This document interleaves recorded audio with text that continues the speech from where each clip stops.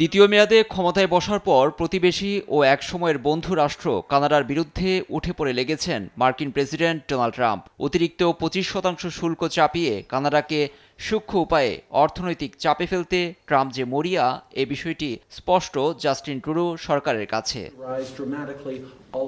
দুদেশের কূটনৈতিক টানাপোড়েনের মাঝেই বুধবার ফোনালাপ হয় মার্কিন প্রেসিডেন্ট ডোনাল্ড ট্রাম্প ও প্রধানমন্ত্রী জাস্টিন ট্রুডোর। কি বিষয়ে এ দুই নেতার আলাপ হয় এ নিয়ে আনুষ্ঠানিক কোনো বিস্তারিত জানায়নি। তবে হোয়াইট হাউসের একাধিক সূত্রে আন্তর্জাতিক গণমাধ্যম বলছে, চলমান শুল্ক যুদ্ধ, সীমান্তে অনুপ্রবেশ বন্ধ এবং যুক্তরাষ্ট্রে ঢোকা ফ্যান্টানিল মাদক ইস্যুতে প্রায় 50 মিনিট আলাপ হয় তাদের।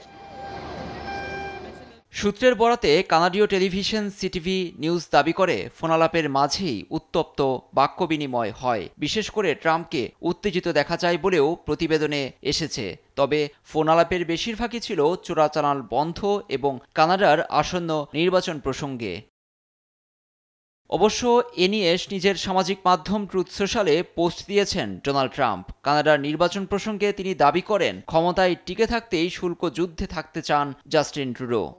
জাস্টিন ট্রুডো আমাকে কল করে শুল্ক বিষয়ে আলোচনা করতে চেয়েছেন। আমি তাকে বলেছি, কানাডা ও মেক্সিকোর সীমান্ত দিয়ে অবৈধ প্রবেশ ও ফ্যান্টানাইল মাদক প্রতিনিয়ত ঢুকছে, যার ফলে যুক্তরাষ্ট্রে অনেক মানুষ মারা যাচ্ছে ও অবৈধ অভিবাসীর হার বাড়ছে। তবে পরিস্থিতি আগের চেয়ে ভালো বলে দাবি করেন ট্রুডো, কিন্তু তা যথেষ্ট নয়। তাকে বলে দিয়েছি কানাডার নির্বাচন কবে, তারিখ জানতে চেয়েছিলাম, তিনি বলতে পারেননি। তার আচরণ সন্দেহজনক। আসলে শুল্ক বিষয়টিকে সামনে রেখে তিনি ক্ষমতা আঁকড়ে রাখতে চাইছেন।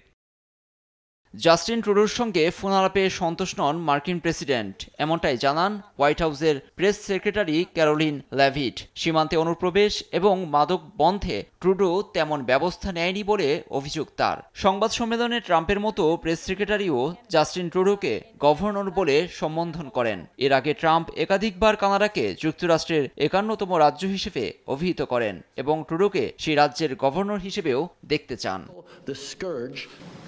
লুৎফর কবির, নিউজ ডেস্ক, দেশ TV. With you as a friend and ally.